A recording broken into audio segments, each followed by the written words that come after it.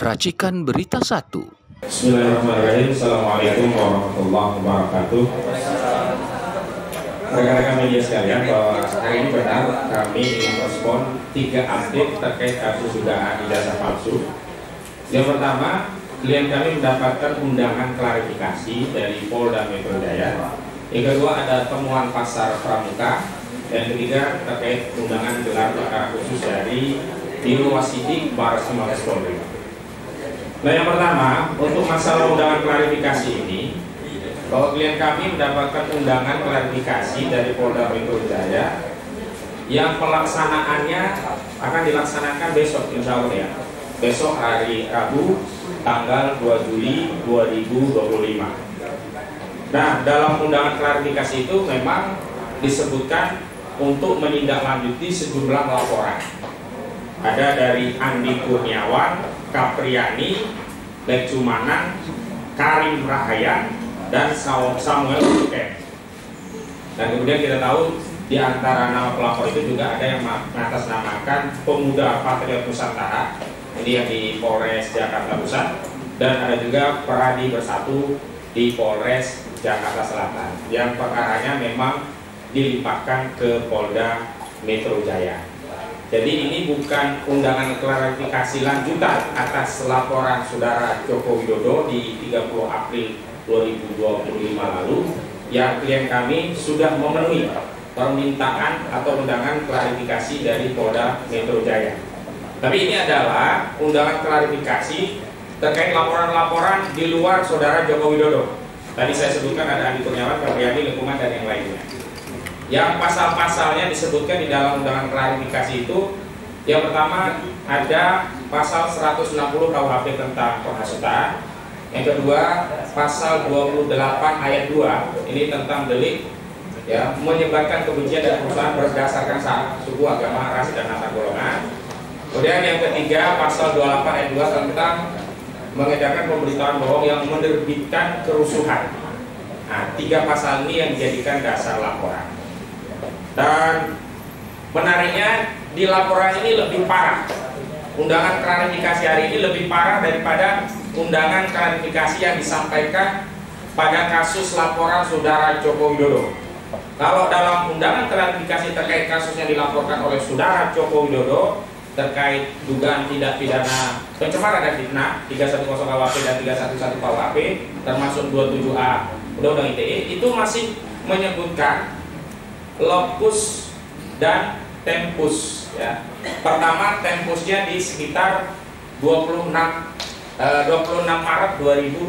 Walaupun tempusnya saat itu tidak disebutkan, hanya kemudian oleh Ade Arif Sam disebutkan di sekitar Kuningan, Jakarta Pusat. Nah, hari ini justru tidak disebutkan sama sekali klarifikasi terkait peristiwa apa, di mana, kapan, itu tidak ada. Nah, ini yang kemudian kami harus mengambil sikap terhadap undangan klarifikasi seperti ini, begitu. Nah, yang pertama, kami ingin tegaskan bahwa acuan dalam melakukan tindakan di dalam perkara pidana hukum acaranya itu adalah Undang-Undang Nomor 8 Tahun 1981 tentang KUHP atau Kitab Undang-Undang Hukum Acara Pidana. Dan di dalam KUHP tidak ada satupun norma pasal yang mengatur tentang mekanisme penyelidikan perkara pidana dengan mengeluarkan undangan klarifikasi. Yang ada ya surat panggilan, panggilan 1, panggilan 2. Nah, ketika panggilan 2 tidak dipenuhi dan tidak ada alasan dan panggilan itu sudah dilaksanakan secara patut, baru memang dimungkinkan ada upaya paksa. Nah, undangan klarifikasi ini tidak ada nomenklaturnya. Sehingga karena tidak diatur dalam KUHP, maka undangan klarifikasi ini tidak memiliki kekuatan hukum dan tidak mengikat secara hukum bagi masyarakat, termasuk kepada klien kami. Karena acuan hukum acara yang mengikat dalam penyelidikan dan penyidikan tindak pidana adalah tadi Undang-Undang Kitab Undang-Undang Hukum Acara Pidana, Undang-Undang Nomor 8 Tahun 81. Jadi kami tegaskan bahwa proses dan prosedur dalam penyelidikan perkara pidana dalam KUHP tidak dikenal norma tentang mekanisme melakukan undangan klarifikasi. Yang kedua, kami tegaskan karena sifatnya undangan klarifikasi, maka kami bisa mengambil dua pilihan. Pertama, kami memenuhi karena ada kepentingan yang memang harus kami klarifikasi. Misalnya pada kasus laporan saudara Joko Widodo yang dirinya merasa direndahkan serendah-rendahnya, dihinakan sehina-hinanya, maka pada saat itu ada undangan klarifikasi dari Polda Metro Jaya kami penuhi. Karena ada kepentingan bagi kami untuk menjelaskan duduk perkara penelitian klien kami yang menyimpulkan ijazah tersebut secara ilmiah nomenklaturnya adalah fake atau palsu. Namun dalam kasus yang kedua ini kami tegaskan bahwa orang-orang ini tidak ada hubungannya dengan kasus ijazah palsu, tidak punya legal standing.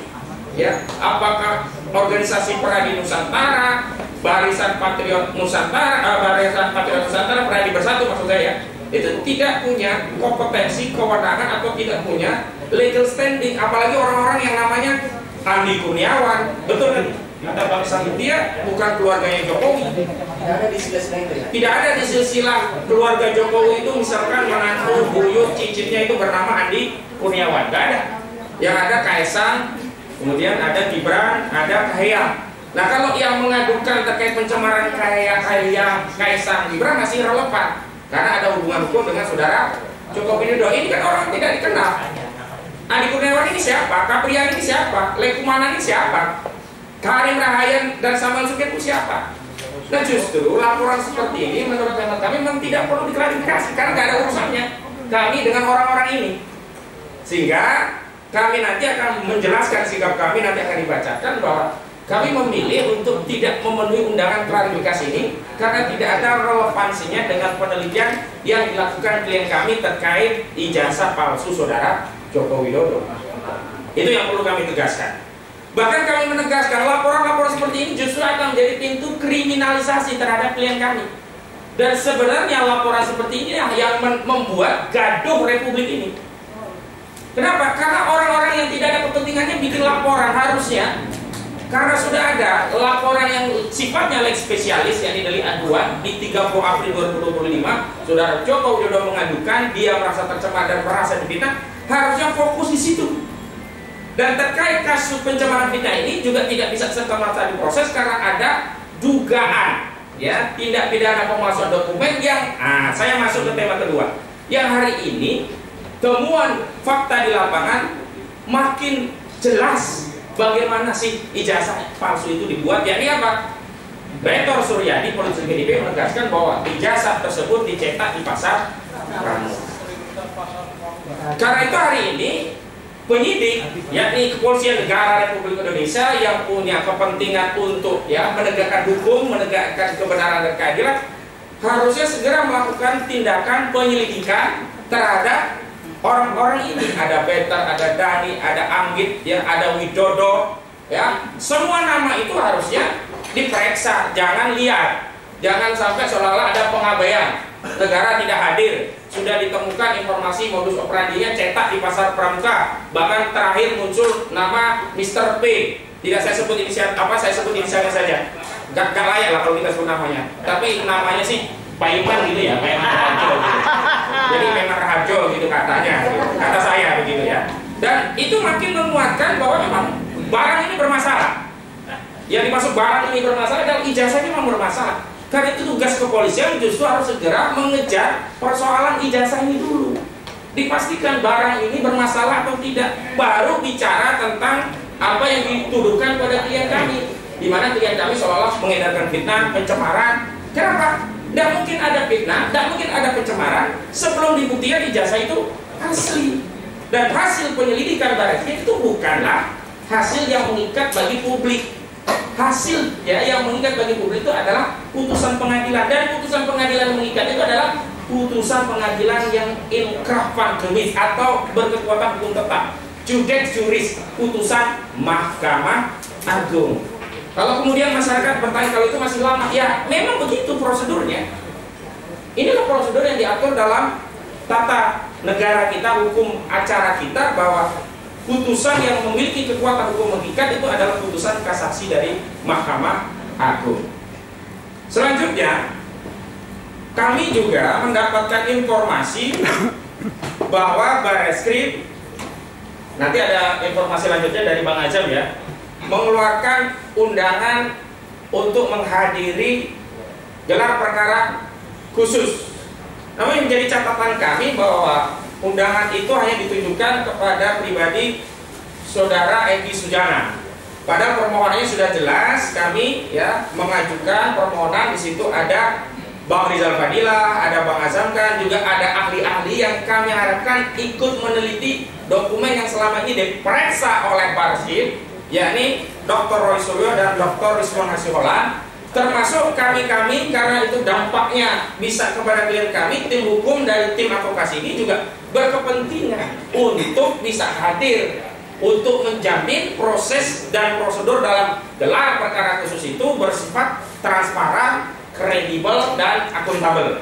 Nah, mengenai yang ketiga ini, kami nanti akan melakukan rapat terpisah, pembahasan terpisah. Kami belum menentukan sikap, dan undangan klarifikasi itu memang sudah diterima klien kami, Pak Rizal Fadilah, yang sebenarnya juga diterima oleh Bang Egy Sujana, karena Bang Egy Sujana juga klien kami.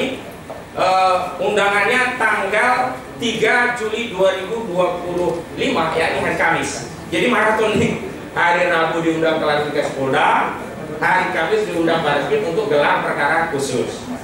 Baik, yang terakhir, kami tadi sudah menegaskan bahwa sikap kami nanti juga akan dibacakan oleh rekan Jahmada Gilsa.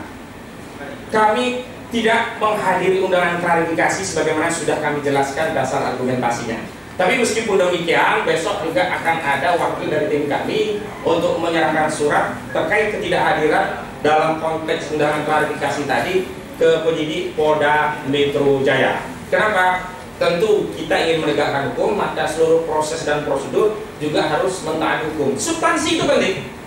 Substansi menegakkan keadilan, menegakkan kebenaran itu penting. Tapi prosedur tahapan dalam rangka menegakkan keadilan juga tidak boleh dikesampingkan. Jadi tidak boleh ya proses dikuat diatur, tidak ada klarifikasi, tiba-tiba klarifikasi.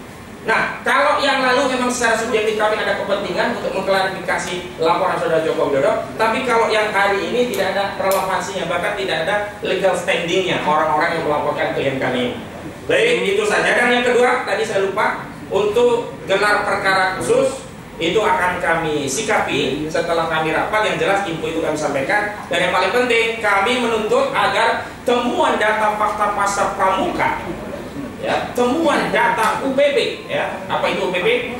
Universitas Pasar Pramuka, harus ditindaklanjuti oleh Bareskrim Mabes Polri. Sebab kalau Bareskrim Mabes Polri tidak menindaklanjuti temuan data fakta ya, pasar pramuka yang menyebutkan modus operandi dari pemalsuan ijazah Saudara Joko Widodo tadi diduga dicetak di pasar pramuka, tempatnya pasar pojok pramuka begitu, yang hari ini sudah terbakar, maka ini sama saja negara mengabaikan kejahatan. Negara justru terlibat dalam obstruction of justice. Kenapa obstruction of justice? Karena membiarkan kejahatan terjadi, tidak menggunakan kewenangannya untuk meneliti, melakukan penelaahan melalui proses penyelidikan dengan mengambil keterangan pihak-pihak yang selama ini suaranya, ya, keterangannya sudah viral di berbagai media massa. Dan terakhir terkait penghentian, ya, penyelidikan kasus dugaan ijazah palsu Saudara Joko Widodo di Bareskrim Mabes Polri, kami tegaskan ini adalah tindakan yang abuse of power atau menyalahgunakan kewenangan. Kenapa? Karena kami tegaskan penyalahgunaan kewenangan atau abuse of power itu bisa terjadi dalam 3 keadaan. Pertama, menggunakan kewenangan bukan untuk peruntukannya. Kedua, menggunakan kewenangan melampaui peruntukannya. Dan ketiga, menggunakan kewenangan mengambil tindakan tanpa dasar kewenangan.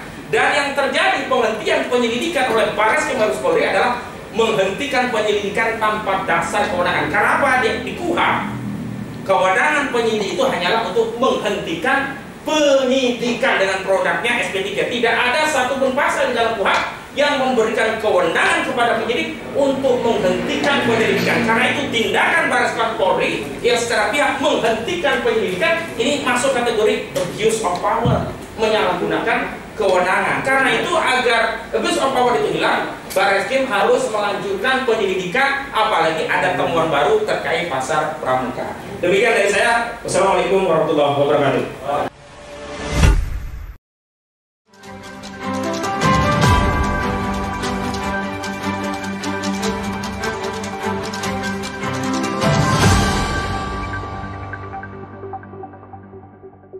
Racikan Berita 1.